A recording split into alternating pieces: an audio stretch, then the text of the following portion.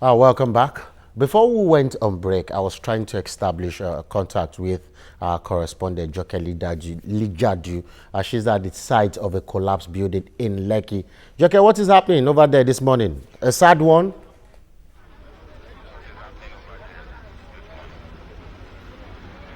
We are at Lekki Horizon 1, somewhere around Chisco, Ikate, where a 5-story building collapsed this morning. From what we gathered, we heard that the building collapsed just about 3 a.m. when the rain started. Already, some dead bodies have been, gotten from this place, and of course, the injured people have also been taken from here. So far, so good. We have 5 dead bodies already, extracted from the debris, and 6 injured people have also been extracted from the debris. From what we gathered, we learned that about 20 people, construction workers who were working on the construction of the building, were in the building while it collapsed in the early hours of this morning. I have with me Mr. Michael Akindele from Lasema, who would give us an on-the-spot assessment of ongoing rescue operations. Well done, sir. Yeah, good morning. Good morning, sir. Yeah, good morning. So, what's the situation of things right now? As I speak, we have been able to rescue 6 people alive. Unfortunately, we have 5 dead bodies, and the search and rescue mission is still ongoing. However, we are very hopeful because it is confirmed that we still have some people under the debris, but I cannot make it all clear until when I get to the ground zero level. However, we are speaking to about 2 or 3 people, and our men, all the full companies are on ground to ensure we rescue them alive. Thank you. Have you been able to ascertain the cause of the collapse, sir? Well, the immediate cause can't be ascertained as I speak with you. All that we knew was that in the early hours of today, between 4:30 and 5 a.m., this 5-story building here collapsed. All other things will be ascertained by the relevant agencies. Our own major concern is to try our best to mitigate and ensure how many lives we can rescue. However, those that are affected are those working on the building and some that are sleeping here, having their shelter overnight. But until when the rescue mission is completed, it's there and then, I can tell you how far. But so far, this is how far we are gone, and I must commend all responders for putting in everything we have to ensure we save as much lives as possible. All right, I also have with me men of the fire service in Lagos here with me. I have your name, sir? Ayodonpe Olusegun, Mr. Olusegun, the chief fire officer in charge of Lekki's area. Let me ask you, how, the situation has been here today. By around 04:47 this morning, we had a call from Alausa control room that there is an emergency rescue unit here. On getting to this place, we discovered that it was a 5-story building that was collapsed, and immediately we engaged some of the people around, and we met one scavenger here that was walking and some bulldozers. So immediately they rescued some people. 5 people were recovered immediately, while 6 was rescued alive and taken to hospitals that night before the arrival of other agencies. Okay. All right, thank you very much, sir. I also have with me Mr. Ibrahim Fariloye from NEMA. Well done, sir. Good afternoon. I can see your men at work trying to still get people who are trapped in the building. Yes, sir. Tell me what the situation is like right now. Yes, as at now we have about we just recovered additional 1 more body. Okay, so that dead or alive? Dead. Okay, so that means 6 dead people now. Yes. Okay. We just recovered them now, and operation is still ongoing. We are trying to get more equipment on site now.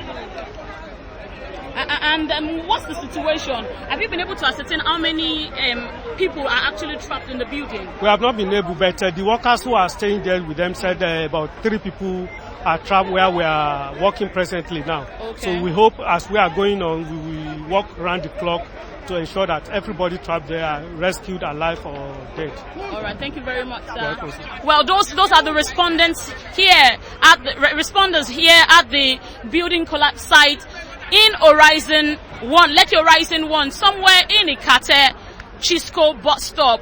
Well, you will recall that this area is indeed a waterlogged area. So most of the building that goes on around here is done from a lot of sand filling. From what we gathered, the building was to be taken to about 6 or 7 story building, and that was the target. And it was just on the 5th level before the collapse occurred. That's the situation here at Lekki Horizon 1. Thank you very much, Joke Lijaju there. A very sad one from Lekki, a sad one indeed. Dr. Abayomi, we need to continue with our discussion. Let's because in some few months' time, in November to be precise, 28th, right? 26th, sorry. The people of Ondo State will have to go to the polls to decide who will govern them for the next 4 years. Mimiko has been there for 8 years now, and it broke that jinx because we never had a second timer like him. But he is saying as at now there is no opposition in Ondo State, and what he's saying simply is he will do to APC what he did her last dispensation or last electioneering period. Well, but if there's no opposition, there's also no position. He is not occupying any serious position. He's the governor. He's the governor, but how effective is the government? That's the issue. If we ask the people of Ondo State today to assess his government, apart from the few close associates, what will be the assessment? The mere fact that we are in opposition does not mean we cannot assess a government properly or fairly. It doesn't mean we cannot. If a government is doing well, the mere fact that we are in opposition does not. Look, Lagos state government was here. There were lots of PDP people who accorded a lot of regard when Fashola was here. There are other PDP governments that tried.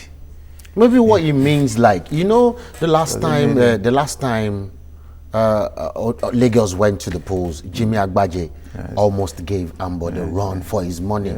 Maybe what he's saying now is, as at now, even all the parties are not showing that they could give him a run for his money. Because the last election, I think he did fairly. He won well. Done in the House of Assembly election. But the House of Assembly election was something, an abnormal process. I'm talking of a situation where people were voting and showing their voting card that we have voted and collecting money. Just yesterday I arrived from monitoring and observing. I led a team from Nigeria to monitor and observe presidential election in Benin Republic. Their presidential election monitored. And it was an incredibly, transparent, free, relaxed. I think money did not nothing like that. Nothing. But like I covered the Ondo election then. Yes. I discovered what you mentioned. Yes. People vote for money. Yes. I saw it. That's people why vote for money. I agree with you. It's also the problem of the people. Like I said, it is also the problem of our people. Our people need to wake up to the ideal of government. The question is, what really do they want? Do they want leaders who will feed them now and starve them for the next 4 years? Or do they want leaders who will deceive them with superficial projects like building a fountain on the road, on the express road, an abnormal, useless venture? Or do you want a government that will build roads and build proper gutters and ensure that flooding is managed properly and develop sound minds to take hold of development? Or do you want one that will build dome and put a lot of light, shine, so that people are gravitated towards superficiality? You have to, they have to make up their mind. But before the people make up their mind, the party itself, the opposition, Yes. I'm talking about the major opposition, that is the APC in Ondo State. Yes. Do you think the APC, the people are united enough The to go to the polls to win the PDP? The I mean, APC yeah, the PDP now. The APC will be united. There's no problem with that at all. Can I quickly take our first caller, Yes, Justice? yes. He's calling from Enugu. Good morning, Justice. Yeah, good morning, Mr. Dapo. Good morning, sir. Yeah, good morning to the professor. Yes, thank Doctor. you. Good morning. Yeah. See, in Nigeria now, Nigerians are getting wiser Yes. day by day. Let me tell you, the issue of last election was an eye-opener to Nigerians. Time has passed when politicians will come out and condemn another person in order to win an election. I love what Professor is saying there, but I fail to disagree with him. Nigerians, we have gone past that stage of condemnation. See, if somebody, in as much as bad a government is, in as much as bad Abacha government is, Abacha was able to stabilize the economy, which everybody knows. I don't want to believe that a government a government in place is not doing anything. I beg to disagree with that.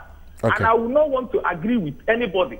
See, look at the results that are going on presently now. You see what is happening. Nigerians are getting wiser.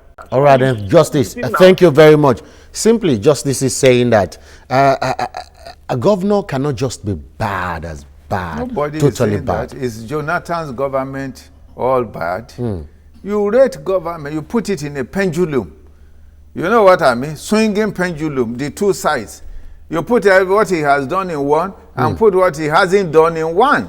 And then you see the balance. The heavier one. That's it. I mean, Jonathan did some things, but look at the level of corruption. The question is, he could have gone 10,000 miles instead of 1 mile. That is the issue. The situation in this nation required field workers, tireless field workers, not people who stay in the dark cars, running around. Nigeria does not need big people. Nigeria does not need big leaders. It needs busy leaders. Busy leaders. George, good morning. You're calling from Ikeja. We lost that call.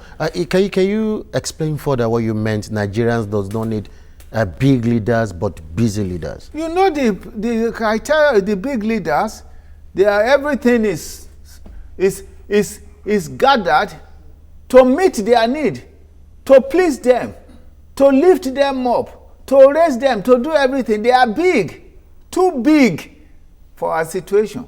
Busy leaders are preoccupied day and night. And you are saying APC will produce a busy leader for the people of Ondo State? Yes, Awolowo was a big leader. Yes, Awolowo was a busy leader. He said, while others were carousing going about, I sit on my desk trying to find solution to the problems of the people. And that's a busy leader. Busy leader. Adams is calling from Agege. Good morning, Adams.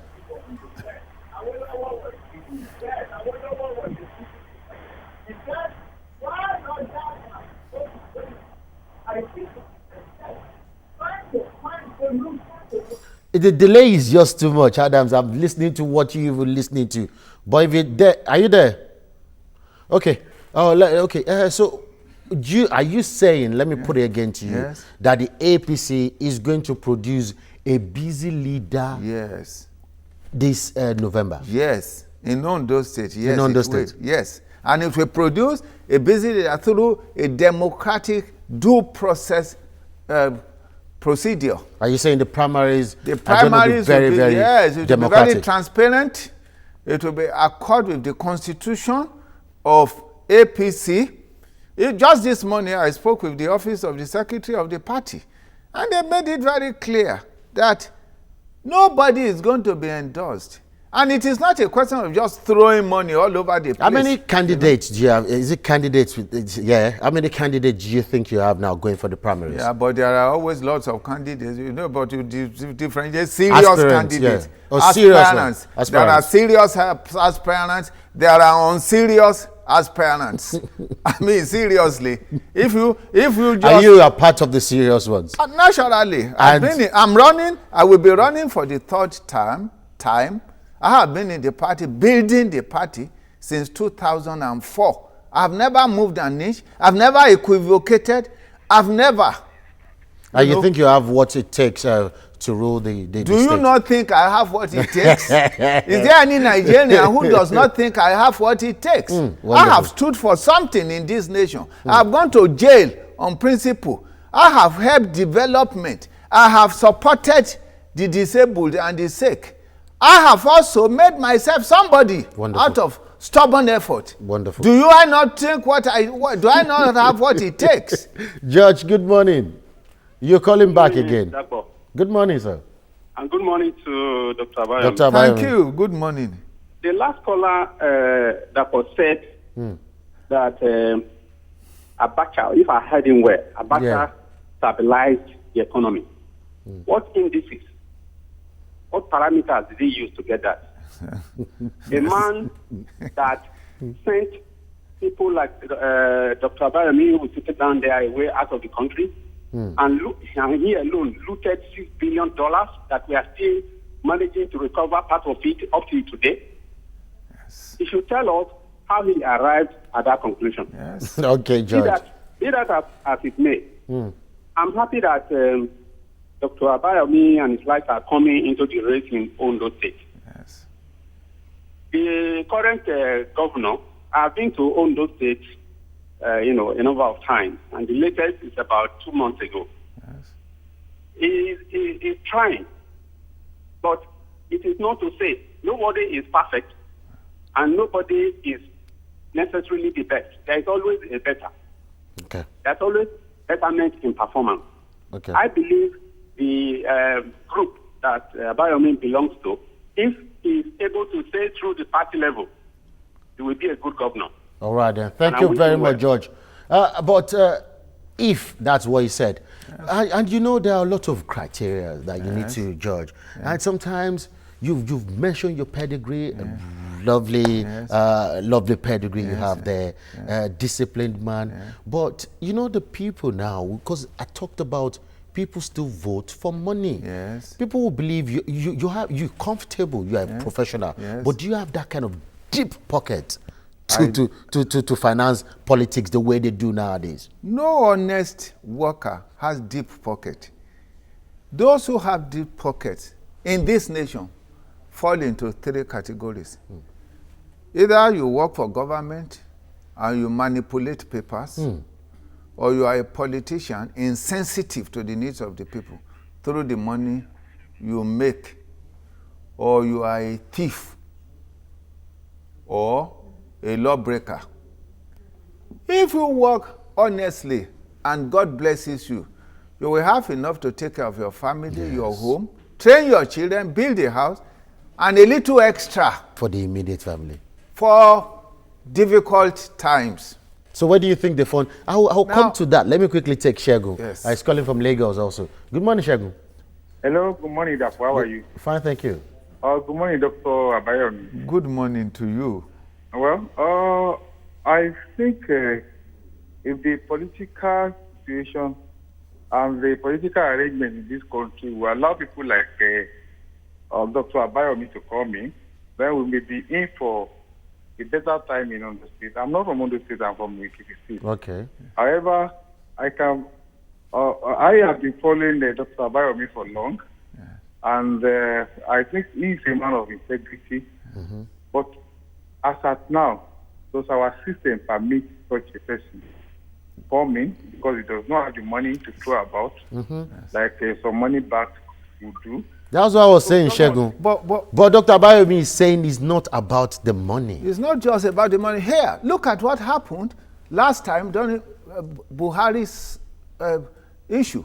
I was part of the determining factor as to who should be raised for the presidency, at least from the standpoint of the Asiwaju Bola. And Buhari was not a deep pocket also. He wasn't. He even said when they decided to form APC, each of them was supposed to contribute a certain amount of money. He did not even have the money to contribute. He said he was helped by Chief Bisi Akonde and co to assist him. When, during the primary, see what he said? He said Nigeria is not for sale. There were lots of big money people. He said Nigeria is not for sale. Even if he had the money, he will not buy Nigeria. So now, but right about now, you say they are saboteurs. They are saboteurs, yes, even in his government. Do you think when you get there, yes, the people will be, you know, they used to the fact that we work an hour, we get paid for a year, yes, and now you come in as a strict person, yes, a stringent one for that matter. Yes. You're going to put everything into details. Do you think the people, the civil servants, the ones, the principalities and powers, are they going to be happy with you? You need to explain to the people, do they want water? If you want water, you have to dig the well. That's what it takes. Do you want road? If you want road, you have to clear the forest to build the roads. Do you want food? Yes, we want food. If you want food, you have to go to the farm, plant, wet the plant so that it can produce. Do you want health? Yes, if you want health, you've got to train doctors and train them well so that they can attend to your needs. It's very simple. The point is that you need leaders that are serious, determined, honest, that lay fundamental standards and values for the people that can inspire them. The value of a leader is not what he does, it's the inspiration he gives to the people to create out of their creative genius. That is what leadership. Leadership is about transformationality. It is not individuals. I once wrote to President Obasanjo and I said to him, your administration will not be remembered for the water, for the road, but for laying appropriate standards for future government. That's what leadership is all about. What a lovely place to end the discussion today. Dr. Tunji Abayomi, it's been a wonderful one talking to you today. Thank you, and good luck in your ambition. Thank you very much. And that's our package for today. I've been speaking with Dr. Tunji Abayomi. Do join us tomorrow for another interesting edition. My name is Dakbo Aruajoy. Bye for now, and God bless Nigeria.